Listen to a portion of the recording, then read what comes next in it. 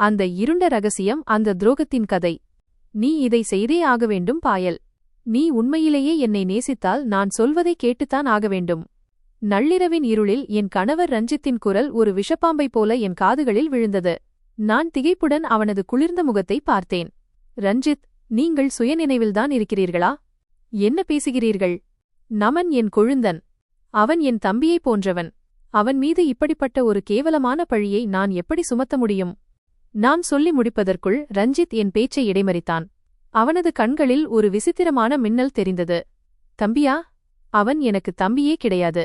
அவன் வெறும் இந்த சொத்தின் பங்குதாரர் மட்டும்தான்.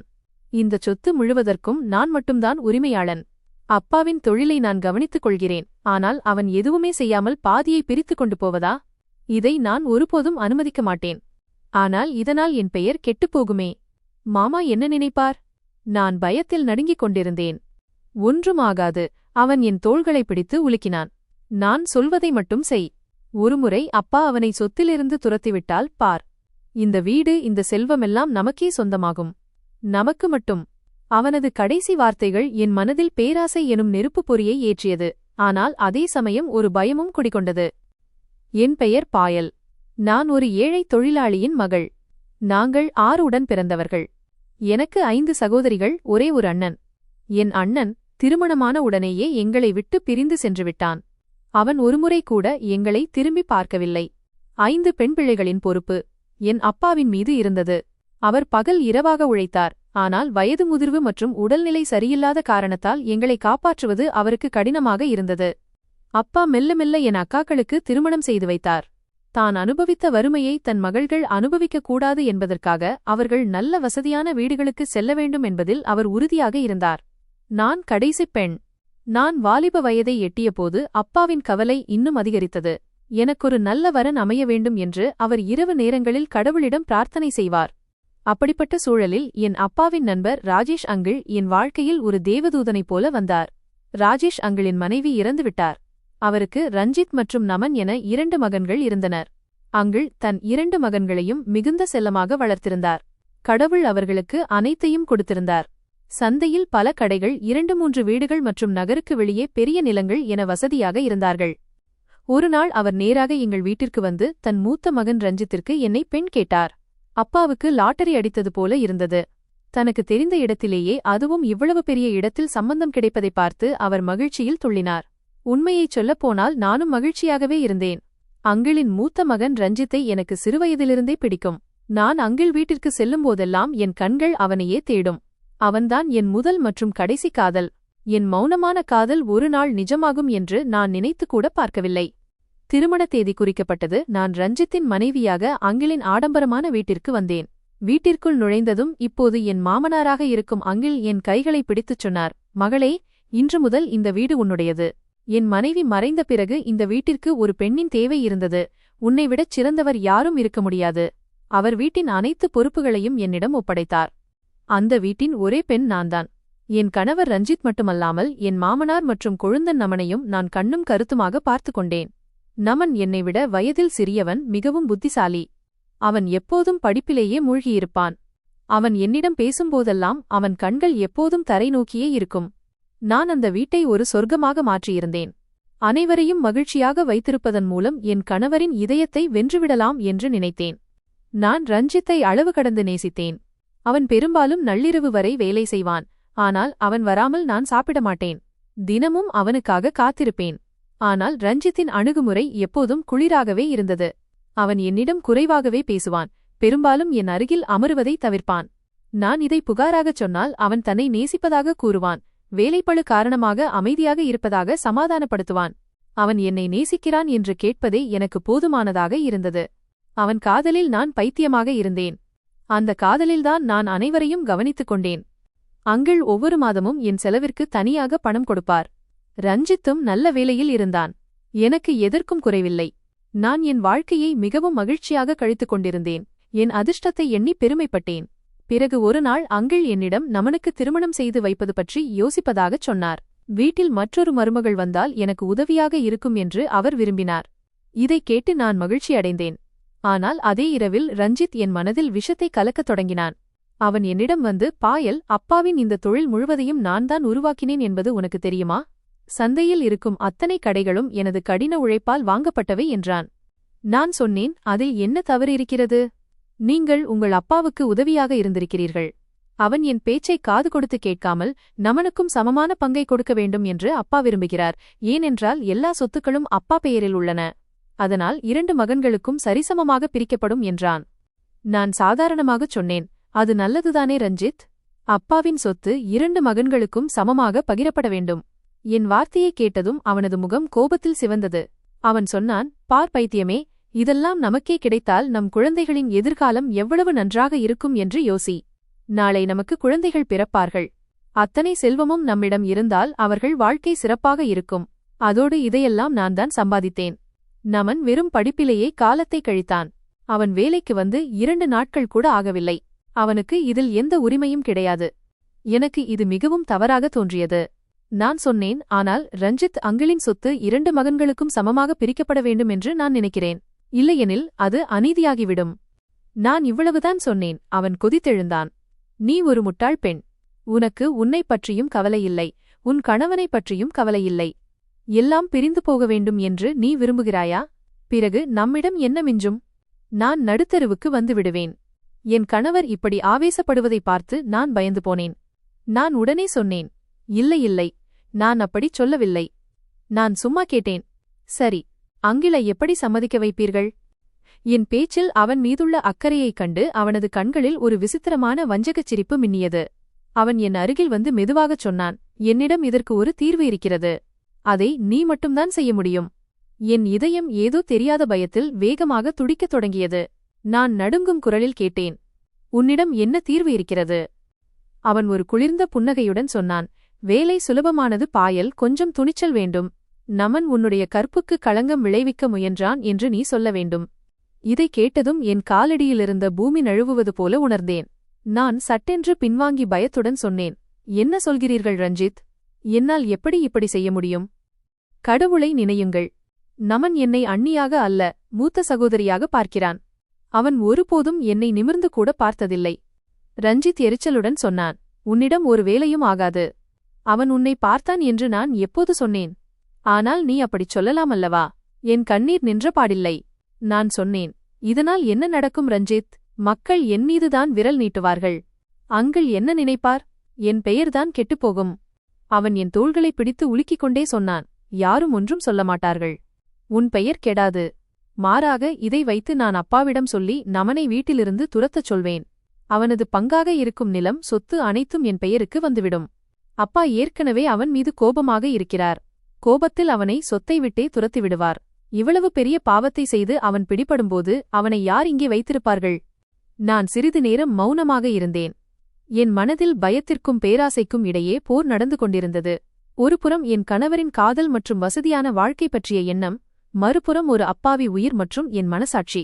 நான் மெதுவாகச் சொன்னேன், ரஞ்சித், இது மிகப்பெரிய பாவம். என்னால் செய்ய முடியாது. என் பேச்சைக் கேட்ட ரஞ்சித்தின் முகம் சிவந்தது. அவன் கோபத்தில் கத்தினான், அப்படியானால் நீ செய்ய மாட்டாயா? அப்படியென்றால் நீ என்னை நேசிக்கவில்லை என்று அர்த்தம். நான் நடுத்தெருவுக்கு வருவதை நீ விரும்புகிறாய்.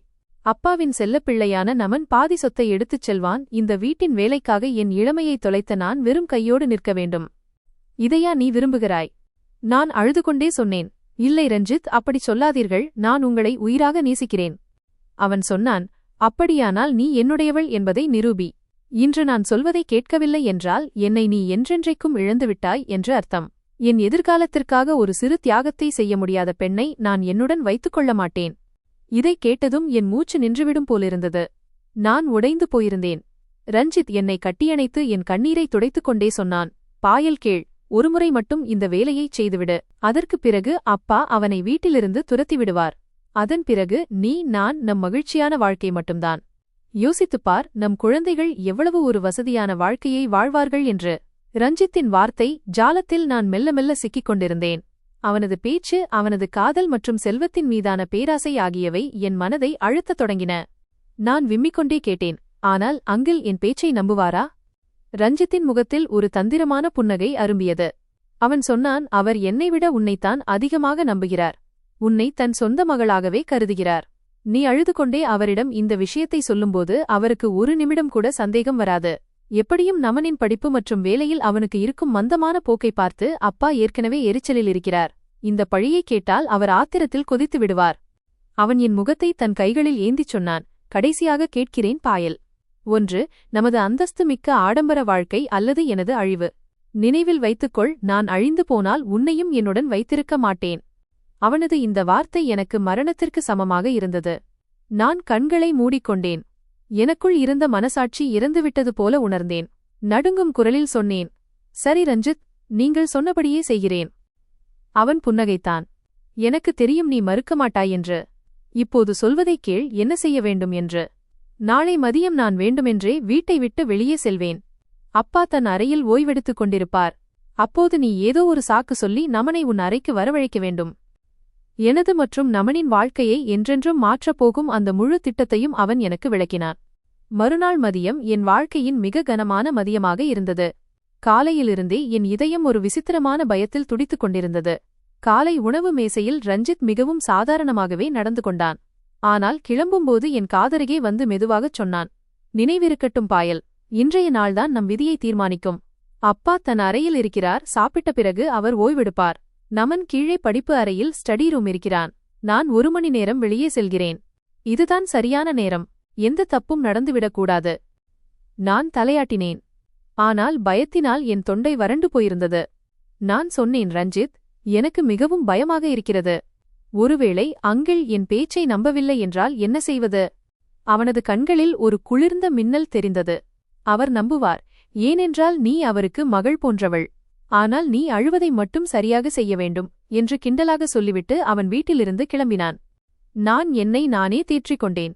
இதை நான் செய்தே ஆக வேண்டும். ரஞ்சித்திற்காக இதை செய்ய வேண்டும். நடுங்கும் கைகளுடன் போனை எடுத்து கீழே அறையில் இருந்த நமனுக்கு அழைத்தேன். சொல்லுங்கள் அண்ணி என்றான் அவன். நான் என் குரலைச் சீராக்கிக் கொண்டு சொன்னேன், நமன் தம்பி, கொஞ்சம் என் அறைக்கு வா, உன்னிடம் ஒரு முக்கியமான பொருளைக் காட்ட வேண்டும். எனக்கு உடம்பும் கொஞ்சம் சரியில்லாதது போல இருக்கிறது. அவன் பதற்றத்துடன் கேட்டான், எல்லாம் சரியாகத்தானே இருக்கிறது அண்ணி. அண்ணன் எங்கே? நான் சொன்னேன், அவர் ஏதோ வேலையாக வெளியே சென்றிருக்கிறார். நீ 2 நிமிடம் மட்டும் வந்துவிட்டு போ. சரி அண்ணி, இதோ வருகிறேன் என்று சொல்லி அவன் போனை வைத்தான். சிறிது நேரத்தில் கதவு தட்டப்படும் சத்தம் கேட்டது. நான் ஒரு நீண்ட மூச்சை இழுத்துவிட்டு கதவை திறந்தேன். நமன் வேகமாக உள்ளே வந்தான். அவன் கேட்டான், என்ன அச்சண்ணி? முகம் ஏன் இவ்வளவு வெளுத்துப் போயிருக்கிறது? நான் டாக்டரை அழைக்கட்டுமா? நான் சொன்னேன், இல்லை, டாக்டர் தேவையில்லை. இப்படி சொல்லிக்கொண்டே நான் பின்னால் திரும்பி கதவை பூட்டினேன். லாக். கதவு பூட்டப்படும் சத்தத்தைக் கேட்டு நமன் அதிர்ந்து போனான். அவன் பயந்த கண்களுடன் என்னை பார்த்தான். அண்ணி, கதவை ஏன் பூட்டினீர்கள்? நீங்கள் என்ன செய்கிறீர்கள்? நான் கதவின் முன்னே நின்று கொண்டேன். நமன், நீ என்னிடமிருந்து என்ன எதிர்பார்க்கிறாய்? அவன் புரீதரக பயந்து போனான். என்ன சொல்கிறீர்கள் அண்ணி? நான் என்ன எதிர்பார்க்கப் போகிறேன்? நீங்கள்தானே என்னை வரவழைத்தீர்கள். கடவுளுக்காக கதவை திறங்கள். அண்ணன் வந்துவிட்டால் என்ன நினைப்பார்? நான் காத்திருந்த அந்த தருணம் இதுதான். ரஞ்சித் எனக்கு கற்றுக் கொடுத்த வார்த்தைகளை நான் உரக்கச் சொன்னேன். கதவை நான் பூட்டவில்லை நமன், நீதான் பூட்டினாய். அண்ணி! அவன் அதிர்ச்சியில் கத்தினான். உங்களுக்கு சுயநினைவு இருக்கிறதா? நீங்கள் என்ன பேசுகிறீர்கள்? இந்த விளையாட்டை நிறுத்திவிட்டு கதவை திறங்கள். நான் என் குரலை உயர்த்தினேன். முழு பலத்துடன் அலறத் தொடங்கினேன். என் கையை விடு. யாராவது காப்பாற்றுங்கள். நமன், என்ன செய்கிறாய் இது? உனக்கு அறிவில்லையா? நான் உன் அண்ணனின் கௌரவம். நமன் நின்ற இடத்திலேயே உறைந்து போனான். அவனது முகத்தில் மரண பயம் தெரிந்தது. அண்ணி, நீங்கள் ஏன் இப்படி செய்கிறீர்கள்? நான் உங்களை தொடக்கூட இல்லையே. உங்களுக்கு பைத்தியம் பிடித்துவிட்டதா? நான் அழுது கொண்டே கத்தினேன். அங்கிள் பக்கத்து அறையில்தான் இருக்கிறார் என்பது எனக்கு தெரியும். நமன் பதற்றத்தில் கதவை நோக்கி ஓடி வந்தான். அண்ணி, போதும் நிறுத்துங்கள், அப்பா கேட்டுவிடப் போகிறார். நான் உங்களுக்கு என்ன துரோகம் செய்தேன்? அப்போது கதவு பலமாக தட்டப்பட்டது. பாயல்! நமன், கதவை திறங்கள் என்று அங்கிளின் குரல் கேட்டது. என்ன நடந்தது மகளே? அங்கிளின் கனத்த குரல் கேட்டது. நான் இன்னும் சத்தமாக அழத் தொடங்கினேன். அங்கிள், என்னை காப்பாற்றுங்கள். இந்த நமன் என்னை தொந்தரவு செய்கிறான். கதவை திறங்கள். நமன் நடுங்கும் கைகளுடன் என்னை பார்த்தான். அவனது கண்களில் பயமும் அவமானமும் தென்பட்டன. நான் உடனே பின்வாங்கினேன். நமன் கைகளால் பூட்டை திறந்தான். கதவு திறக்கப்பட்டதும் அங்கிள் உள்ளே வந்தார். அவர் நான் ஒரு மூலையில் பயந்து அழுது கொண்டிருப்பதை பார்த்தார். பிறகு திகைத்துப்போய் நின்று கொண்டிருந்த நமனை பார்த்தார். இங்கே என்ன நடக்கிறது? அங்கிள் கோபமாக கேட்டார். நமன் ஏதோ சொல்வதற்காக முன்வந்தான். அப்பா, நான். அவன் எந்த விளக்கத்தையும் கொடுப்பதற்கு முன்னரே அங்கிள் தனது முழு பலத்துடன் அவனது முகத்தில் பளார் என்று ஒரு அறைவிட்டார். சே, நீ பிறந்தவுடனே இறந்திருக்கலாம். உன் தாயின் துக்கத்திலேயே நீயும் போயிருக்கலாம். குறைந்தபட்சம் நான் இந்த நாளை பார்க்காமல் இருந்திருப்பேன். நமன் தன் கன்னத்தில் கை வைத்தபடி அதிர்ச்சியில் அவரை பார்த்து கொண்டிருந்தான். இவள் என் மருமகள் அல்ல, என் மகள். அங்கிள் கத்தினார். உனக்கு எவ்வளவு துணிச்சல் இருந்தால் இவளிடம் அநாகரீகமாக நடந்திருப்பாய். இவள் உன் அண்ணனின் கௌரவம், உனக்கு அண்ணி. அப்பா, கடவுள் மீது சத்தியமாக நான் எதுவும் செய்யவில்லை. நமனின் குரல் கண்ணீரில் மூழ்கியது. அதே வினாடி வெளியே காத்துக் கொண்டிருந்த ரஞ்சித் வேகமாக உள்ளே ஓடி வந்தான். என்ன நடந்தது அப்பா? பாயல், இந்த சத்தம் என்ன என்று அவன் பயந்தது போல கேட்டான். உன் தம்பியை கேள். அங்கிள் நமனை சுட்டிக்காட்டினார். இவன் நம் வீட்டு மானத்தை தொட முயற்சி செய்திருக்கிறான். ரஞ்சித் கோபத்தில் நமனின் கழுத்தை பிடித்தான். உனக்கு இவ்வளவு திமிரா? உன்னை நான் உயிரோடு விடமாட்டேன். அண்ணா, என் பேச்சைக் கேளுங்கள் என்று நமன் கெஞ்சினான். ஆனால் ரஞ்சித் உறுதியாகச் சொன்னான். அப்பா, இப்போதே போலீஸை கூப்பிடுங்கள். இந்த மிருகம் இந்த வீட்டில் இருக்கக்கூடாது, ஜெயிலில்தான் இருக்க வேண்டும். அங்கிள் உடனே போனை எடுத்தார். நமன் கையறு நிலையில் தன் தந்தை, அண்ணன் மற்றும் என்னை பார்த்தான். அவனது கண்களில் இருந்த அந்த மன்றாட்டத்தை என்னால் பார்க்க முடியவில்லை. ஆனால் நான் நிர்பந்திக்கப்பட்டிருந்தேன். ஹலோ இன்ஸ்பெக்டர் சார், நான் ரஞ்சித் பேசுகிறேன். உடனே என் வீட்டிற்கு போலீஸை அனுப்புங்கள். நமன் துடித்தபடி அவர் கால்களில் விழுந்தான். நான் நிரபராதி. நான் சத்தியம் செய்கிறேனப்பா. அண்ணி, நீங்களாவது சொல்லுங்கள். நீங்கள்தானே என்னை வரவழைத்தீர்கள். அண்ணி, நீங்கள் ஏன் அமைதியாக இருக்கிறீர்கள்? நான் சுவரோடு ஒட்டி நின்று விம்மிக் கொண்டிருந்தேன். என் கண்களை நிமிர்த்தி பார்க்க முடியவில்லை. நமனின் இயலாமையும் மன்றாட்டமும் என் இதயத்தை கிழித்தன. ஆனால் ரஞ்சித்தின் கோபம் நிறைந்த முகம் என்னை முறைத்து பார்த்து கொண்டிருந்தது. என் உதடுகளுக்கு பூட்டு போடப்பட்டது. பார்த்தீர்களா அப்பா, பார்த்தீர்களா? ரஞ்சித் நமனை பிடித்து இழுத்தான். இப்போதும் இவன் பாயலை மிரட்டுகிறான். உன்னை அமைதியாக இருக்கச் சொல்கிறான். இவன் எவ்வளவு கேவலமான ஆள்! நான் மிரட்டவில்லை, உண்மையைச் சொல்கிறேன். நமன் கத்தினான். அண்ணா, நான் அப்படிப்பட்டவன் இல்லை என்று உங்களுக்கு தெரியும். நீங்களாவது அப்பாவிடம் சொல்லுங்கள். ரஞ்சித் வெறுப்பு நிறைந்த பார்வையால் அவனை பார்த்தான். உன்னை தம்பி என்று சொல்லவே எனக்கு வெட்கமாக இருக்கிறது. இன்று முதல் உனக்கும் எனக்கும் எந்த உறவும் இல்லை. அதற்குள் போலீசாரும் வந்துவிட்டனர். 2 காவலர்களும் ஒரு இன்ஸ்பெக்டரும் உள்ளே நுழைந்தனர். வீட்டின் சூழலை பார்த்தே விஷயம் தீவிரமானது என்பதை அவர்கள் புரிந்து கொண்டனர். என்ன நடந்தது ரஞ்சித் சார்? யார் போன் செய்தது என்று இன்ஸ்பெக்டர் கேட்டார். அங்கிள் உடைந்த குரலில் சொன்னார். சார், இந்த மிருகம் என் மருமகளின் கௌரவத்தை சீண்ட முயற்சி செய்திருக்கிறான் என்று நமனை சுட்டிக்காட்டினார். இன்ஸ்பெக்டர் என்னை பார்த்தார். மேடம், நீங்கள் நலமாக இருக்கிறீர்களா? வாக்குமூலம் கொடுங்கள். உங்களுக்கு என்ன நடந்தது? இப்போது அனைவரது பார்வையும் என் மீது இருந்தது. உண்மையைச் சொல்ல இதுவே கடைசி வாய்ப்பு. ஆனால் ரஞ்சித்தின் கண்களில் தெரிந்த அந்த மிரட்டல் என்னை கட்டி போட்டது. நான் அழுது கொண்டே எனக்கு கற்றுக் கொடுக்கப்பட்டதையே நடுங்கும் குரலில் திரும்ப திரும்பச் சொன்னேன். நான் என் அறையில் இருந்தேன். நமன் ஏதோ சாக்கு சொல்லி உள்ளே வந்தான். கதவை பூட்டிக் கொண்டான். அவன் வலுக்கட்டாயமாக என் மூச்சை அடக்க முயன்றான். என் குரல் ஒடுங்கிப் போனது. இதெல்லாம் அப்பட்டமான பொய். நமன் பைத்தியம் பிடித்தவனைப் போலக் கத்தினான். இன்ஸ்பெக்டர் சார், என் பேச்சை நம்புங்கள். நான் இதில் சிக்க வைக்கப்படுகிறேன். இதெல்லாம் சொத்துக்காக நடக்கிறது. என் அண்ணன்தான் இதற்கு பின்னால் இருக்கிறார். வாயை மூடு! ரஞ்சித் கத்தினான். அவன் நமனை அடிக்க முயன்றான். ஆனால் இன்ஸ்பெக்டர் குறுக்கிட்டு தடுத்தார். கையை ஓங்காதீர்கள் என்று கண்டிப்புடன் சொன்ன இன்ஸ்பெக்டர் பிறகு நமன் பக்கம் திரும்பினார். இந்த சொத்து விவகாரம் என்ன? நமன் ஏதோ சொல்வதற்கு முன்பே ரஞ்சித் இடையில் புகுந்தான். இன்ஸ்பெக்டர், இவன் பேச்சை கேட்காதீர்கள். இவன் தன்னை காப்பாற்றிக் கொள்ள இப்போது என் மீது பழி போடுகிறான். என் மனைவியின் நிலையை பாருங்கள். அவள் என்ன பொய் சொல்கிறாளா? இந்த வீட்டில் யாருமே இவனை நம்ப மாட்டார்கள். இவன் ஆரம்பத்திலிருந்தே ஊர் சுற்றும் ஊதாரி. அப்பா ஏற்கனவே இவன் நடவடிக்கைகளால் நொந்து போயிருக்கிறார். அங்கிளும் ஆமோதித்தார். ஆமாம் இன்ஸ்பெக்டர் சார், ரஞ்சித் சொல்வது சரிதான். இவனிடமிருந்து நான் இதைத்தான் எதிர்பார்த்தேன். இவன் சிறுவயதிலிருந்தே அடங்காதவன். இவன் தாய் இறந்த பிறகு இவனை ஒரு மகளைப் போல வளர்த்தேன். பெண் பிள்ளையைப் போல கண்ணும் கருத்துமாக. ஆனால் இவன் எனக்கு கொடுத்த கைமாறு இதுதான். இவன் என் மகள் போன்ற மருமகள் மீது இழிவான பார்வையை வீசியிருக்கிறான். பாயலின் மாமனாரின் முகம் கோபத்திலும் கையறு நிலையிலும் நிறைந்திருந்தது. அவர் தன் மகனை பார்த்துச் சொன்னார். இன்ஸ்பெக்டர் சார், இவனை உடனே கைது செய்யுங்கள் என்று நான் விரும்புகிறேன்.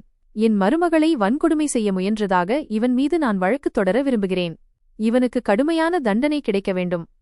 இன்ஸ்பெக்டர் கொஞ்சம் மென்மையான குரலில் கேட்டார். யோசித்துக் கொள்ளுங்கள் அங்கிள், இது குடும்ப விஷயமல்லவா?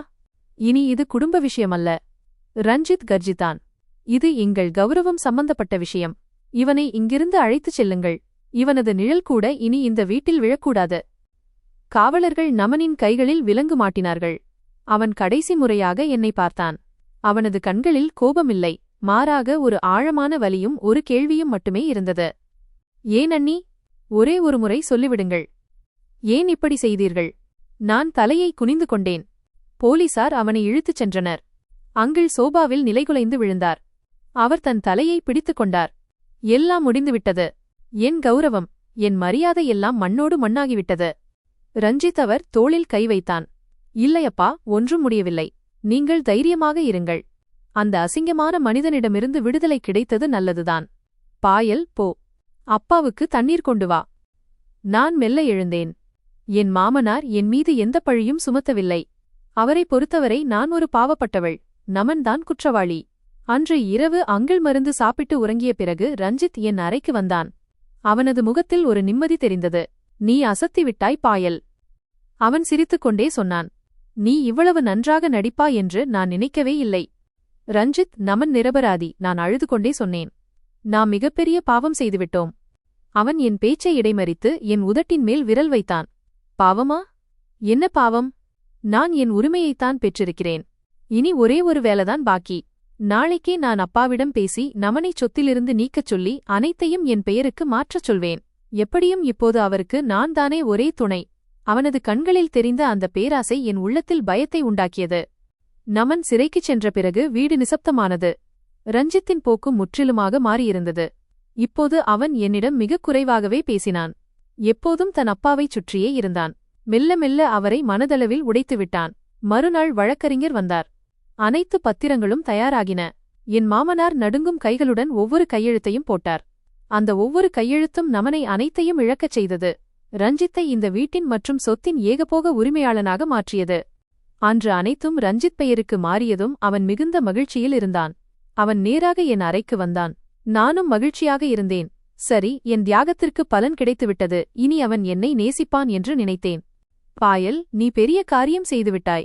அவன் சிரித்துக்கொண்டே சொன்னான். உனக்கு மிக்க நன்றி. நான் வெட்கத்துடன் தலைகுனிந்தேன். எதற்கு நன்றி ரஞ்சித்? நான் செய்ததெல்லாம் என் கணவருக்காகவும் என் குடும்பத்திற்காகவும் தான். இப்போது எல்லாம் சரியாகிவிட்டது அல்லவா? இனி நமக்கிடையே யாரும் வரமாட்டார்கள்தானே? ஆமாம், அவன் ஒரு குளிர்ந்த குரலில் சொன்னான். இனி நமக்கிடையே யாரும் வரமாட்டார்கள். பிறகு அவன் திடீரென தீவிரமானான். இனி என் வாழ்க்கையில் இருப்பதற்கும் உனக்கு எந்த உரிமையும் இல்லை. நான் அதிர்ச்சியுடன் தலை நிமிர்ந்து பார்த்தேன். என்ன சொல்கிறீர்கள் ரஞ்சித்? அவனது முகத்தில் ஒரு அரக்கத்தனமான சிரிப்பு இருந்தது. உன்னால் ஜீரணிக்க முடியாத உண்மையைத்தான் சொல்கிறேன். மற்றவர் மீது இப்படிப்பட்ட ஒரு பொய்யான பழியை சுமத்த முடிந்த ஒரு பெண் உண்மையில் எப்படிப்பட்டவளாக இருப்பாள்? கொஞ்சம் யோசித்துப் பார். உன்னைப் போன்ற ஒரு பெண் ஒழுக்கமில்லாதவளாகத்தான் இருக்க முடியும். இதை கேட்டதும் என் மூளை மரத்துப் போனது. ரஞ்சித், இதையெல்லாம் சொத்துக்காகவும் உங்கள் காதலுக்காகவும் நீங்கள்தானே என்னை செய்யச் சொன்னீர்கள். காதலா? அவன் எகத்தாளமாகச் சிரித்தான். உன்னை போன்ற ஒரு பேராசை பிடித்த பெண்ணின் மீது காதலா? நான் உன்னை வெறும் கருவியாக பயன்படுத்திக் கொண்டேன். உண்மையைச் சொல்லப்போனால் நீ பயன்படுத்தப்பட வேண்டியவள்தான். தன் சொந்த கொழுந்தன் மீதே இவ்வளவு கேவலமான பழியை சுமத்த துணிந்த உன்னை நான் எப்படி நம்புவது? நாளைக்குச் சொத்துக்காக என்மீதே நீ ஏதாவது பழி சுமத்தினால் என்ன செய்வது? இல்லை ரஞ்சித், கடவுளுக்காக இப்படிச் சொல்லாதீர்கள். இதையெல்லாம் உங்களுக்காகத்தான் செய்தேன். அவன் இடையில் மறித்தான். இனி உன்னுடைய தேவை முடிந்துவிட்டது. உன்னை என்னால் என்னுடன் வைத்துக்கொள்ள முடியாது. இப்படிச் சொன்ன அடுத்த கணமே எந்த தயக்கமும் இன்றி ஒரு காகிதத்தை என் முகத்தில் எறிந்தான். அதில் விவாகரத்து, டிவோர்ஸ் என்று எழுதப்பட்டிருந்தது. நான் உன்னை விவாகரத்து செய்கிறேன். நான் சிலையாக உறைந்து நின்றேன். விவாகரத்தா? ஆமாம், விவாகரத்து. இதோ அதன் பத்திரங்கள். அவன் கோபமாகச் சொன்னான். இப்போதே இந்த வினாடியே இந்த வீட்டை விட்டு வெளியேறு. இல்லை. அங்கு அங்கு நான் கத்திக்கொண்டே அவர் அறையை நோக்கி ஓடினேன். ரஞ்சித் என் கையை பிடித்து தடுத்தான். எங்கே செல்கிறாய் அவரிடம்? அவர் என் பேச்சைத்தான் கேட்பார், உன் பேச்சை அல்ல. நீ அவர்களிடம் ஏதாவது சொல்ல முயன்றால் நமன் பிரிந்த துக்கத்தில் நீ பைத்தியமாகிவிட்டாய் என்று சொல்லிவிடுவேன்.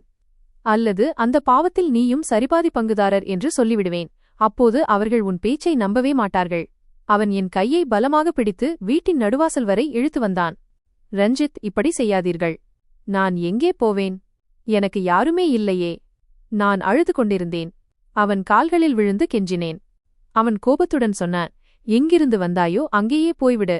எனக்கு அதை பற்றி கவலை இல்லை. இங்கிருந்து தொலைந்து போ. அவன் என்னை பலமாக தள்ளிவிட்டான். நான் வாசற்படியில் போய் விழுந்தேன். வெளியே போ. இனி ஒருமுறை கூட இந்த வீட்டின் பக்கம் தலைவைத்து பார்க்காதே. அவன் கதவை ஓங்கி மூடிவிட்டு உள்ளே சென்றான். நான் அந்த பெரிய வீட்டின் வாசற்படியில் விழுந்து கிடந்தேன். கண்களில் கண்ணீர், இதயத்தில் வலி, ஆத்மாவரை உடைந்திருந்தேன். இப்போது எனக்கு எந்த ஆதாரமும் இல்லை. இந்த உலகில் எனக்கு யார் இருந்தார்கள்?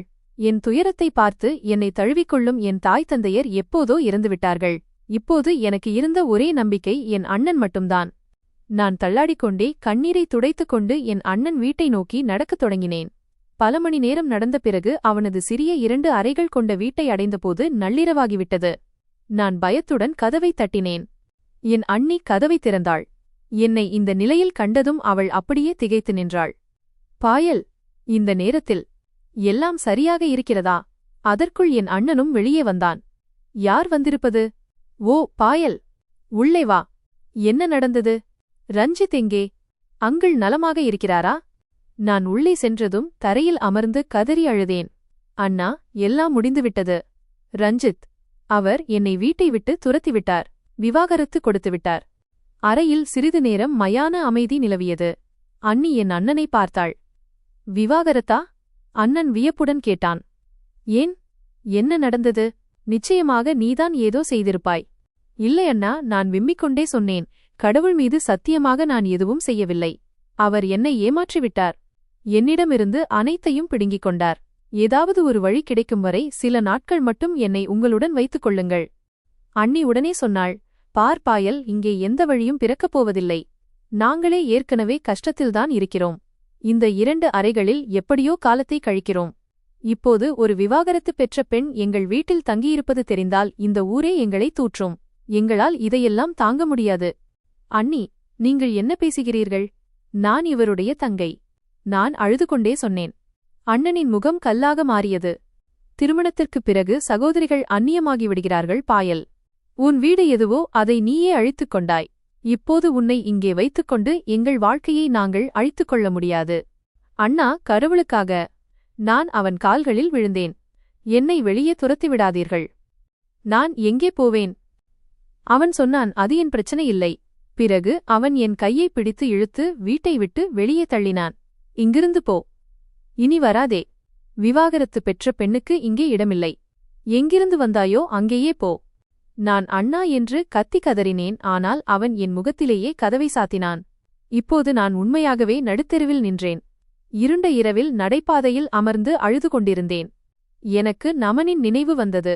ஒரு நிரபராதியை சிறைக்கு அனுப்பிவிட்டு இன்று நான் என் பாவத்திற்கான தண்டனையை அனுபவித்துக் கொண்டிருந்தேன்.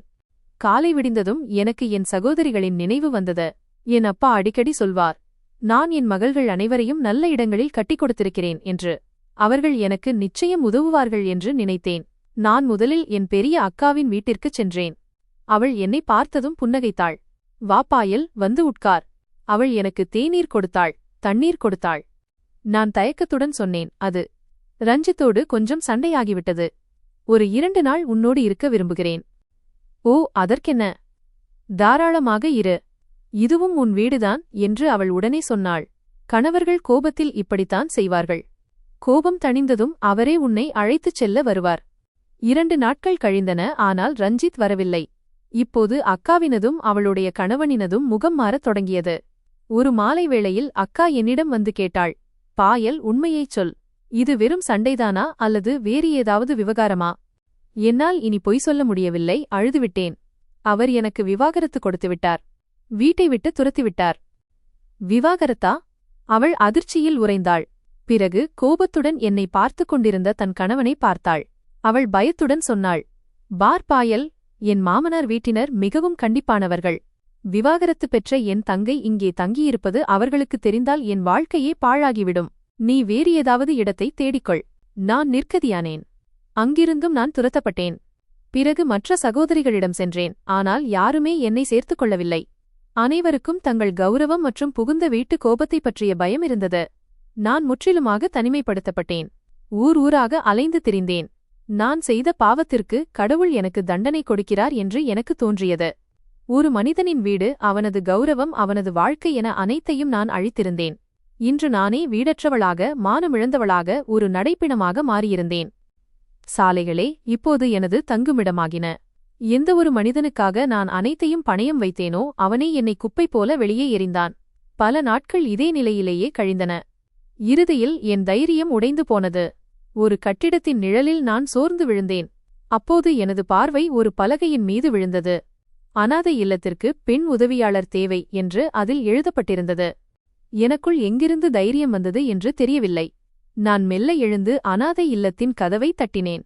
வயது முதிர்ந்த, கண்டிப்பான ஆனால் கருணை நிறைந்த முகம் ஒன்று தென்பட்டது. அவர் அந்த அனாதை இல்லத்தின் வார்டன். என்ன வேண்டும் மகளே என்று அவர் என்னை உச்சி முதல் பாதம் வரை பார்த்தபடி கேட்டார். எனக்கு வேலை வேண்டும். என் குரல் நடுங்கியது. நான் படித்தவள். குழந்தைகளை பார்த்துக்கொள்வேன். பெருக்கித் துடைக்கும் வேலைகளையும் செய்வேன். தலைக்கு ஒரு கூரையும் 2 நேர உணவும் கிடைத்தால் போதும். வார்டன் சிறிது நேரம் என்னை உற்று பார்த்தார். கணவன் கைவிட்டு விட்டாரா? நான் தலையை குனிந்து கொண்டேன். கண்களிலிருந்து கண்ணீர் வழிந்தது. எங்கள் சம்பளம் மிகக் குறைவு என்றார் அவர். பரவாயில்லை, உள்ளே வா. இன்று முதல் நீ இந்த குழந்தைகளை பராமரிப்பாய். இப்போது எனக்கு வேறு இடமே இல்லை. ஊர் ஊராக அலைந்து அடிபட்ட பிறகு எனக்கு ஒரு புகலிடம் கிடைத்தது. நான் அங்கு நாள் முழுவதும் அனாதை குழந்தைகளை பார்த்து கொண்டேன். அவர்களுக்கு பாடம் சொல்லிக் கொடுத்தேன், உணவு ஊட்டினேன். அவர்கள் புன்னகைக்கும்போது என் வாழ்க்கைக்கு மீண்டும் ஒரு அர்த்தம் கிடைத்தது போல உணர்ந்தேன். அந்த அப்பாவி முகங்களில் எனக்கு நிம்மதி கிடைத்தது. நான் செய்த பாவங்களுக்கு பிராயச்சித்தம் செய்வது போல எனக்கு தோன்றியது. நான் மெல்ல மெல்ல ரஞ்சித்தை என் நினைவுகளிலிருந்து அகற்றத் தொடங்கினேன். இனி அவனை நினைத்து வருத்தப்பட நான் விரும்பவில்லை. எல்லாம் சரியாக போய்க் கொண்டிருந்தது. பிறகு ஒரு நாள் அனாதை இல்லத்தில் ஒரு பெரிய பரபரப்பு ஏற்பட்டது.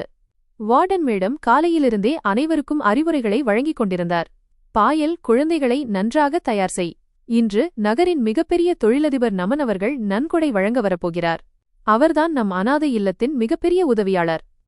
நமன் அவர்களா? அந்த பெயரை கேட்டதும் நான் சற்று திடுக்கிட்டு திரும்ப கேட்டேன்.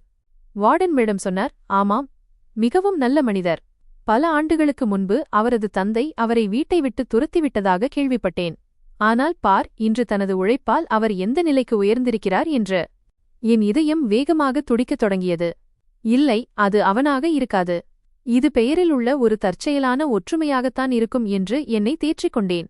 சிறிது நேரம் கழித்து ஒரு மின்னும் கருப்பு நிற கார் நுழைவாயிலில் வந்து நின்றது. குழந்தைகள் அனைவரும் வரிசையாக நின்றிருந்தனர். நான் குழந்தைகளை சீர்படுத்திக் கொண்டிருந்தேன்.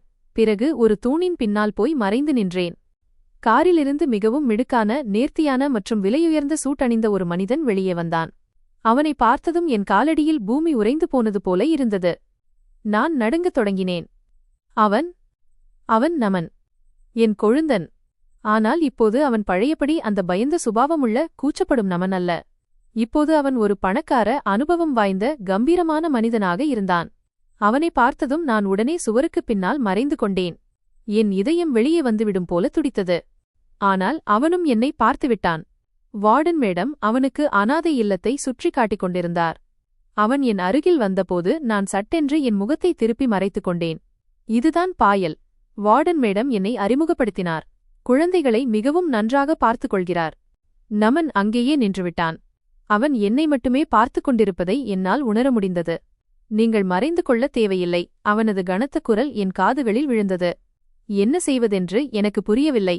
நான் எதையும் யோசிப்பதற்கு முன்பே அந்த பெரிய மனிதன் அனைத்து குழந்தைகள் மற்றும் ஊழியர்களுக்கு முன்னால் என் கால்களில் விழுந்தான். நான் அதிர்ச்சியில் 2 அடி பின்வாங்கினேன். நமன், என்ன செய்கிறாய்? எழுந்து நில். மக்கள் பார்த்துக் கொண்டிருக்கிறார்கள். அவன் என் காலடியில் அமர்ந்து அழுது கொண்டிருந்தான். என்னை மன்னித்து விடுங்கள் பாயல். தயவு செய்து மன்னித்து விடுங்கள். என்னால்தான் உங்கள் வாழ்க்கை பாழாகிவிட்டது. நான் பதற்றமடைந்தேன். இல்லை நமன், அப்படிச் சொல்லாதே. உன்னால் அல்ல, எனது சொந்த பேராசையால்தான் என் வாழ்க்கை பாழானது. நான் தான் உனக்கு குற்றவாளி. என்னை பின்னர் கைவிட்ட ஒரு மனிதனை நம்பி உன்னிடமிருந்து உனது அனைத்தையும் நான் பறித்துக் கொண்டேன். நமன் தலை நிமிர்ந்து பார்த்தான். அவனது கண்களில் கண்ணீர் இருந்தது. இல்லை பாயல், தவறு உங்களுடையது அல்ல. அண்ணனுக்கும் உங்களுக்குமான திருமணம் நிச்சயமாகிக் கொண்டிருந்தபோது நான் தான் அண்ணனிடம் உங்களை திருமணம் செய்து கொள்ள வேண்டாம் என்று கூறினேன். நான் திகைத்துப் போனேன். நீ ஏன் அப்படிச் சொன்னாய்? அவனது குரல் தழுதழுத்தது. ஏனென்றால், எனக்கு உங்களை பிடிக்கும். அந்த அனாதை இல்லமே ஒரு நிமிடம் மயான அமைதியில் மூழ்கியது. குழந்தைகள், வார்டன் மேடம் மற்றும் அங்கிருந்த ஊழியர்கள் அனைவரும் எங்களையே பார்த்துக் கொண்டிருந்தார்கள். நான் ஒரு கல்லை போல உறைந்து நின்றேன். என் வாழ்க்கையின் அழிவிற்கு அடையாளமாக இருந்த ஒரு மனிதன் இன்று என் காலடியில் அமர்ந்து கொண்டுதானே குற்றவாளி என்று சொல்லிக் கொண்டிருந்தான். நமன், எழுந்திரு, கடவுளுக்காக எழுந்திரு. நான் அவனை பிடித்து தூக்கினேன். மக்கள் பார்த்துக் கொண்டிருக்கிறார்கள். தயவு செய்து இங்கே ஒரு காட்சியை உருவாக்கிவிடாதே. அவன் மெல்ல எழுந்தான். அவனது கண்களில் கண்ணீர் இருந்தது, ஆனால் அவனது தோரணை உடைந்திருந்தது. வார்டன் மேடம் எங்களிடம் வந்தார். நமன் சார், எல்லாம் சரியாக இருக்கிறதா? ஆமாம், எல்லாம் சரியாக இருக்கிறது, நமன் தன்னை சீராக்கிக் கொண்டு சொன்னார். இவர் எனக்கு பழைய அறிமுகமானவர். தயவுசெய்து சில நிமிடங்கள் இவரிடம் நான் தனியாக பேச அனுமதிக்க வேண்டும். வார்டன் மேடம் சந்தேக பார்வையுடன் பார்த்தார். பிறகு குழந்தைகளை சைகையால் உள்ளே அனுப்பி வைத்தார். இப்போது நாங்கள் இருவரும் மட்டும் தனியாக இருந்தோம். நான் நடுங்கும் குரலில் கேட்டேன், நமன், உனக்கு என்னை பிடிக்கும் என்று சொன்னாயே, அது எப்போதிலிருந்து? அவன் ஒரு நீண்ட மூச்சை இழுத்துவிட்டான். அநேகமாக எனக்கு விவரம் தெரிந்த காலத்திலிருந்தே இருக்கலாம். நீங்கள் எங்கள் வீட்டிற்கு வந்து செல்வதை நான் பார்த்துக் கொண்டிருப்பேன். ஆனால் அப்போது நான் சிறியவன், படித்துக் கொண்டிருந்தேன். உங்களிடமோ அல்லது அப்பாவிடமோ எதையும் சொல்லும் துணிச்சல் எனக்கு இருந்ததே இல்லை. பிறகு அப்பா அண்ணனுக்கும் உங்களுக்குமான திருமணத்தை முடிவு செய்தபோது நான் அவன் பேச்சை இடைமறித்தேன். அப்போது நீ என்ன செய்தாய்? அப்போது நான் உள்ளுக்குள் உடைந்து போனேன். அண்ணனுக்கு உங்களை பிடிக்காது என்பது எனக்கு தெரியும். அவர் அப்பாவின் வற்புறுத்தலுக்காக மட்டுமே உங்களை திருமணம் செய்து கொண்டார். நான் ஆச்சரியமடைந்தேன். என்ன? ரஞ்சித்திற்கு என்னை பிடிக்கவில்லையா? இல்லை, நமனின் குரலில் கசப்பு இருந்தது. அதனால்தான் நான் ஒரு தவறு செய்தேன். நான் அண்ணனிடம் இது பற்றி தனியாக பேசினேன். அண்ணா, நீங்கள் பாயலை திருமணம் செய்து கொள்ளாதீர்கள். உங்களுக்குத்தான் அவர்களை பிடிக்காதே. எனக்கு அவர்களை பிடிக்கும். என் படிப்பு முடிந்ததும் நானே அப்பாவிடம் பெண் கேட்பேன் என்று சொன்னேன். என் காலடியில் பூமி நழுவுவது போல உணர்ந்தேன். அதற்கு ரஞ்சித் என்ன சொன்னார்? அவன் கசப்புடன் சிரித்தான். அவர் என்னை பார்த்து எள்ளி நகையாடினார். ரஞ்சித்திற்கு சொந்தமான எதன் மீதும் வேறு யாரும் கண்ணு வைக்க முடியாது என்று சொன்னார். அதன் பிறகு அடுத்த நாளே அவர் திருமணத்திற்கு சம்மதம் தெரிவித்தார். நான் அழத் தொடங்கினேன். அப்படியானால் என் திருமணம் காதலால் அல்ல, வெறும் பிடிவாதத்தால் நடந்ததா? நமன் தலையசைத்தான். உண்மையான அழிவு அதன் பிறகுதான் தொடங்கியது. அவருக்கு பணத்தின் மீது பேராசை வந்தபோது. என்னை பழிவாங்க அவருக்கு இதைவிடச் சிறந்த வாய்ப்பு கிடைக்கவில்லை. பழிவாங்குவதா? எதற்காக? அவருக்கு சொந்தமான ஒன்றை நான் விரும்பத் துணிந்ததற்காக. திருமணத்திற்குப் பிறகும் அவர் என்னை கிண்டல் செய்வார். என்ன நமன், இன்னமும் என் மனைவி மீது கண்ணா என்று கேலி செய்வார். நான் சிரித்துக்கொண்டே கடந்துவிடுவேன். ஆனால் அந்த விஷயம் மெல்ல மெல்ல நெருப்பாக மாறியது. நான் உங்கள் மீது தவறான பார்வை வைத்திருப்பது போல அப்பாவிடம் என்னைப் பற்றி தவறாகச் சித்தரித்தார். பாயல், அவர் உங்கள் மனதிலும் பேராசை எனும் விதையை விதைத்தார். எனது காதலையே எனக்கு எதிராக பயன்படுத்திக் கொண்டார். உண்மையான குற்றவாளி நான்தான். எனக்கு உங்களை பிடித்திருந்தால் நான் அதை அண்ணனிடம் சொல்வதற்கு பதிலாக எல்லோரிடமும் வெளிப்படையாகச் சொல்லியிருக்க வேண்டும். நான் அமைதியாக இருந்திருந்தால் ஒருவேளை இன்று அவர் உங்களை வற்புறுத்தியிருக்க மாட்டார். உங்கள் வாழ்க்கையும் இப்படி பாழாகியிருக்காது. நமன் அங்கேயே கதறி அழுதான். என்னை மன்னித்துவிடு பாயல். ஒரே ஒரு முறை மன்னித்துவிடு. நான் அவனை மனதார மன்னித்தேன். ஆனால் உண்மையை சொல்லப்போனால் தவறு என்னிடமும் இருந்தது. அந்த மனிதனின் போலி அன்பில் நான் அந்தளவுக்கு குருடாகிப் போயிருந்தேன். ஒரு உண்மையான மனிதனின் வாழ்க்கையை அழித்துவிட்டேன். அவன் ஒரு புன்னகையுடன் அங்கிருந்து சென்றபோது என் இதயத்தின் பாரம் சற்று குறைந்திருந்தது. ஆனால் உள்ளுக்குள் ஒரு வலி இன்னும் இருந்தது. காதல் என்பது வெறும் வார்த்தைகளில் இல்லை, மௌனத்திலும் இருக்கிறது என்பதை இப்போது நான் புரிந்து கொண்டேன். உண்மையான மன்னிப்பு கிடைக்கும் வரை எந்த தவறும் மறைந்து போகாது. நான் அவனிடம் நேரில் சென்று என் பாவங்களுக்கு மன்னிப்பு கேட்க வேண்டும் என்று உறுதி பூண்டேன். ஆனால் அதற்குள் அவன் சென்றுவிட்டான். நமன் சென்ற பிறகு அந்த அநாதை இல்லத்தின் சூழல் என்னை வாட்டியது. வார்டன் மேடம் என்னிடம் வந்தார். அவரது முகத்தில் நூற்றுக்கணக்கான கேள்விகள் இருந்தன. பாயல், இதெல்லாம் என்ன? நமன் சார் போன்ற ஒரு பெரிய மனிதர் ஏன் உன் காலடியில் விழுந்து மன்னிப்பு கேட்டார்? நான் கண்களில் வந்த கண்ணீரை தடுத்துக் கொண்டு சொன்னேன். அக்கா, அவர் என் கடந்த காலத்தின் ஒரு பகுதி. நான் இன்றுவரை சுமந்து கொண்டிருக்கும் ஒரு பாவத்தின் சுமையவர். அக்கா வியப்புடன் கேட்டார். பாவமா? என்ன பாவம் பாயல்? நான் தலையை தாழ்த்திக் கொண்டு சொன்னேன். நான் அவருக்கு மிகப்பெரிய அநீதி இழைத்துவிட்டேன். அவர் என் கொழுந்தன், என் கணவர் சொன்னார் என்பதற்காக அவர் மீது நான் ஒரு பொய்யான பழியைச் சுமத்தினேன். வார்டன் மேடம் ஒரு பெருமூச்சு விட்டார். கடவுள் மன்னிப்பவர்தான். ஆனால் பாயல், அந்த மனிதன் தன்னையே குற்றவாளியாக கருதுகிறான். அவனது கண்களில் உனக்காக வெறுப்பு இல்லை, ஏதோ ஒன்று இருந்தது. நான் அழுது கொண்டே சொன்னேன். அதுதான் என் தண்டனையக்கா. அவன் நிரபராதியாக இருந்தும் தன்னை தவறு செய்தவனாக கருதுகிறான். நான் பாவம் செய்தும் உயிரோடு இருக்கிறேன். சில நாட்கள் கடந்தன. வாழ்க்கை பழைய நிலைக்கு திரும்பியது. ஆனால் உள்ளுக்குள் நான் அமைதியற்றிருந்தேன். நமனின் பேச்சும் அவன் தன்னை ஒரு குற்றவாளியாக நினைப்பதும் என் நெஞ்சை ஊசி போல துளைத்தன. நான் அவனிடம் மன்னிப்பு கேட்க வேண்டும் என்று நினைத்தேன். ஆனால் அவனோ தன்னையே தவறாக எண்ணிச் சென்றுவிட்டான். ஒருநாள் வார்டன் மேடம் என்னை அழைத்தார். பாயல், நமன் சார் மீண்டும் வந்திருக்கிறார். உன்னை சந்திக்க விரும்புகிறார். என் இதயம் ஒரு நிமிடம் நின்று துடித்தது. நடுங்கும் கால்களுடன் அவரது அலுவலகத்திற்குள் நுழைந்தேன். நமன் தனியாக அமர்ந்திருந்தான். ஆனால் இந்த முறை அவனது முகத்தில் ஒரு அமைதி இருந்தது. அவன் கனிவாகச் சொன்னான், உட்கார் பாயல். நான் எதிரே இருந்த நாற்காலியில் அமர்ந்தேன். நீங்கள் ஏன் மீண்டும் வந்தீர்கள் என்று நான் பயத்துடன் கேட்டேன். அவன் சொன்னான், அன்று நான் என் பேச்சை பாதியிலேயே விட்டுச் சென்றேன். என்னால் உன் வாழ்க்கை பாழானது என்று சொன்னேன். இப்போது அதே வாழ்க்கையை மீண்டும் மலரச் செய்ய வந்திருக்கிறேன். நான் வியப்புடன் பார்த்தேன். மலரச் செய்வது என்றால் என்ன அர்த்தம்? அவன் ஒரு நீண்ட மூச்சை இழுத்து சொன்னான், பாயல், நான் உன்னை திருமணம் செய்து கொள்ள விரும்புகிறேன். என் காதுகளை என்னால் நம்ப முடியவில்லை. திருமணமா? என்னையா? நமன், நான் யார் என்று உனக்கு தெரியுமா? உன் வாழ்க்கையை அழித்தவள், உன்னைச் சிறைக்கு அனுப்பியவள், உன் மீது பொய்யான பழிகளை சுமத்தியவள். இப்படி இருக்கும்போது நீ எப்படி என்னை திருமணம் செய்ய நினைக்கலாம்? நமன் அமைதியான குரலில் சொன்னான், ஆமாம், நான் எப்போதும் விரும்பிய அதே பெண்ணைத்தான் திருமணம் செய்ய விரும்புகிறேன். என் சகோதரன் ரஞ்சித்தால் ஏமாற்றப்பட்டு சிதைக்கப்பட்ட அதே பெண்ணைத்தான். இல்லை. நான் ஏறக்குறைய அலறினேன். இது நடக்காது நமன். நான் அதற்கு தகுதியானவள் அல்ல. நான் ஒரு பாவி, விவாகரத்து பெற்றவள், குடும்பத்தாரால் துரத்தப்பட்டவள். என் இடம் இந்த அநாதை இல்லத்தில்தான். இந்த குழந்தைகளுக்கு மத்தியில் இருப்பதுதான் என் தண்டனை. நீ உன் வாழ்க்கையை வாழ். என்னை போன்ற ஒரு பெண்ணை திருமணம் செய்து உன் கௌரவத்தை ஏன் கெடுத்துக் கொள்கிறாய்? நமனின் கண்களில் வலி தெரிந்தது. அவன் சொன்னான், கௌரவம் கெடாது பாயல், அது மீண்டும் வரும். உன்னை மதிக்காத அந்த மனிதனுக்கு நீ தகுதியற்றவளாக இருந்திருக்கலாம். ஆனால் நான் உனக்கு அந்த மரியாதையை திரும்ப கொடுக்க விரும்புகிறேன். நீ நிரபராதி என்றும் உன் இதயம் தூய்மையானது என்றும் இந்த உலகம் அறிய வேண்டும் என விரும்புகிறேன். இல்லை நமன், நான் அழுது கொண்டே சொன்னேன். நான் பேராசை பிடித்தவள். என் கணவர் சொன்னார் என்பதற்காக எல்லாவற்றையும் செய்தேன். நான் அந்த மரியாதைக்கு தகுதியற்றவள். கடவுளுக்காக நமன், என்னை என் தண்டனையை அனுபவிக்கவிடு. என்னை இன்னும் சங்கடப்படுத்தாதே. நமன் மௌனமாக இருந்தான். பிறகு சொன்னான், உன் பதில் இல்லை என்பதுதானா? நான் தலையை குனிந்து கொண்டேன். ஆமாம், என் பதில் இல்லைதான். சரி, அவன் மெதுவாகச் சொன்னான். ஒருவேளை நீ என்னை நம்பாமல் இருக்கலாம். ஆனால் உன்னை இந்த அநாதை இல்லத்தில் தண்டனை அனுபவிக்க நான் விடமாட்டேன். நீ என் பேச்சை கேட்காவிட்டால் யாரால் உன்னை வற்புறுத்த முடியுமோ அவர்களை நான் அழைத்து வரவேண்டி வரும். நான் மீண்டும் வருவேன். அவன் இதை சொல்லிவிட்டுச் சென்றுவிட்டான். நான் திகைத்துப் போனேன். அவன் யாரைப் பற்றி சொல்கிறான்? அவன் சென்ற பிறகு என் தூக்கம் தொலைந்தது. ஒவ்வொரு கதவு தட்டும் சத்தத்திற்கும் என் இதயம் நடுங்கியது.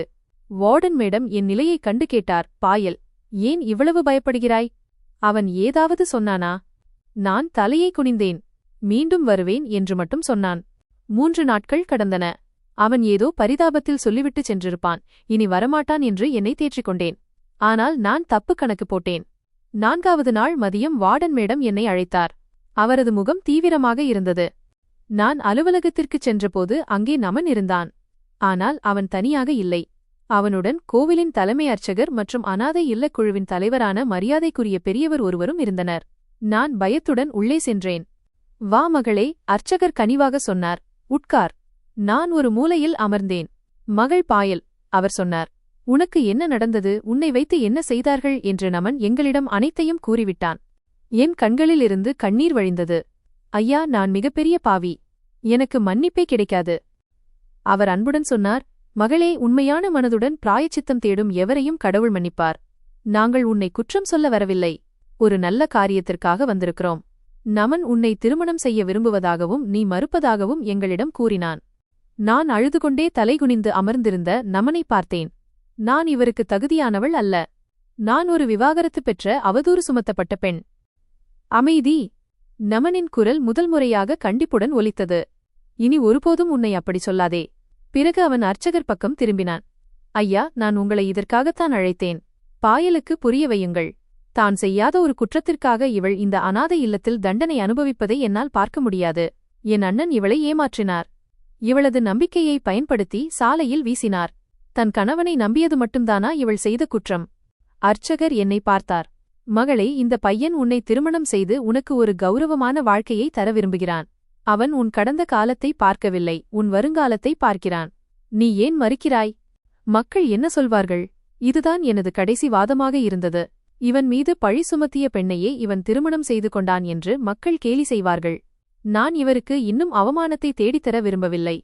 மக்களைப் பற்றி நான் எவ்வளவு காலம் கவலைப்படுவது? நமன் எழுந்து என் முன்னே நின்றான். நான் சிறைக்குச் சென்றபோதும் மக்கள் பேசத்தான் செய்தார்கள். இப்போது உன்னை திருமணம் செய்யும்போதும் பேசுவார்கள். எனக்கு மக்களைப் பற்றி கவலை இல்லை, உன்னைப் பற்றி மட்டும்தான் கவலை. என் அண்ணன் செய்த தவறுகளை துடைக்கும் சக்தியை எனக்கு தருமாறு நான் சிறையில் ஒவ்வொரு நாளும் கடவுளிடம் வேண்டினேன். பாயல், எனக்கு அந்த சக்தியைக் கொடு. நீதி தேவதையின் தீர்ப்பு. இறுதிப்பகுதி. எனது உரிமையை எனக்கு கொடு பாயல். வார்டன் மேடம் என் தோளில் கை வைத்தார். பாயல், உன் கடந்த காலத்தை பொருட்படுத்தாமல் உன்னை ஏற்றுக்கொள்ள துணியும் இப்படிப்பட்ட ஒரு உன்னதமான மற்றும் உண்மையான மனிதன் கிடைப்பதற்கு நீ கொடுத்து வைத்திருக்க வேண்டும். இதைவிட அன்பிற்கு பெரிய சான்று என்ன இருக்க முடியும்? சம்மதம் சொல்லிவிடு மகளே. அன்பும் மரியாதையும் சூழ்ந்த அந்த வட்டத்தில் நான் பிணைக்கப்பட்டிருந்தேன். பண்டிதர் மற்றும் அங்கிருந்த பெரியவர்களின் முன்னிலையில் மறுப்புச் சொல்வது சாத்தியமற்றதாகிவிட்டது.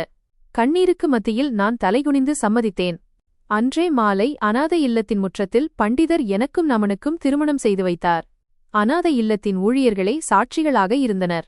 நான் அங்கிருந்து விடைபெற்றபோது எனக்கு யாருமே இல்லாத காலத்தில் ஆதரவு கொடுத்த அந்த சிறு குழந்தைகளை கட்டிப்பிடித்து விம்மி விம்மி அழுதேன். நமன் என்னை அவனது பெரிய வீட்டிற்கு அழைத்து வந்தான்.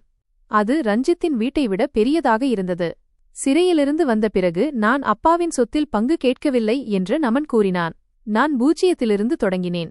ரஞ்சித் என்னிடமிருந்து எதை பறித்தானோ அதைவிட 10 மடங்கு அதிகமாக இன்று என்னிடம் இருக்கும்படி கடவுள் கிருபை செய்தார். பாயல், இந்த வீடு உன்னுடையது. இங்கே உனது கடந்த காலத்தைச் சொல்லி யாரும் உன்னை காயப்படுத்த மாட்டார்கள். நாங்கள் எங்கள் புதிய வாழ்க்கையைத் தொடங்கினோம். கனவுகளில் மட்டுமே நான் ஏங்கிய அந்த அன்பையும் மரியாதையும் நமன் எனக்கு கொடுத்தான். பழைய கசப்பான நினைவுகளை மறக்க நாங்கள் இருவரும் முயற்சி செய்தோம். அவன் என் ஒவ்வொரு காயத்திற்கும் மருந்தாக இருந்தான். நான் அவனது ஒவ்வொரு மௌனமான வலியையும் புரிந்து கொள்ள முயன்றேன். பல மாதங்கள் கடந்தன. ஒரு மாலை வேளையில் நமன் வேலையிலிருந்து திரும்பியபோது மிகவும் அமைதியாகவும் கவலையாகவும் இருந்தான். நமன், எல்லாம் சரியாக இருக்கிறதா? நீங்கள் ஏன் இவ்வளவு கவலையாக இருக்கிறீர்கள் என்று தண்ணீர் கொடுத்தபடி கேட்டேன். அவன் ஒரு பெருமூச்சு விட்டான். நான் இன்று ரஞ்சித்தை பார்த்தேன்.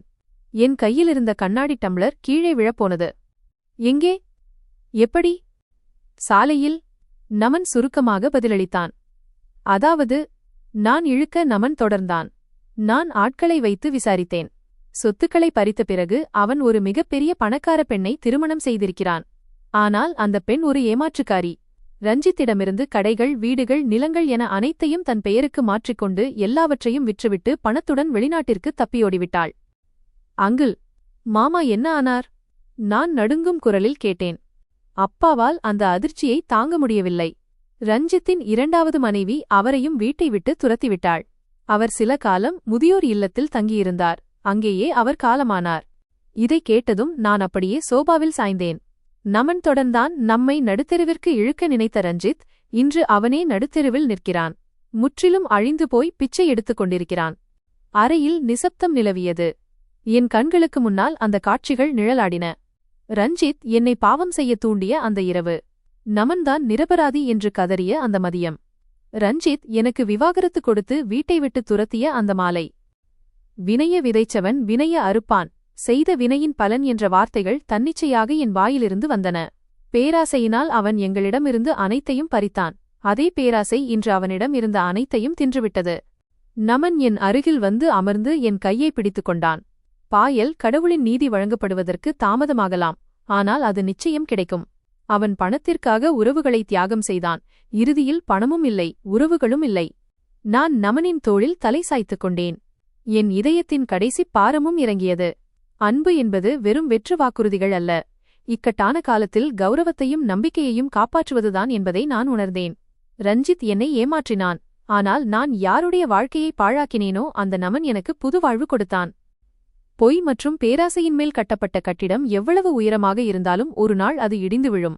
ஆனால் உண்மை, மன்னிப்பு மற்றும் பொறுமையுடன் தொடங்கப்பட்ட வாழ்க்கை எவ்வளவு கடினமாக தொடங்கினாலும் இறுதியில் அது அமைதியிலேயே முடியும் என்பதுதான் என் வாழ்க்கை பாடம்.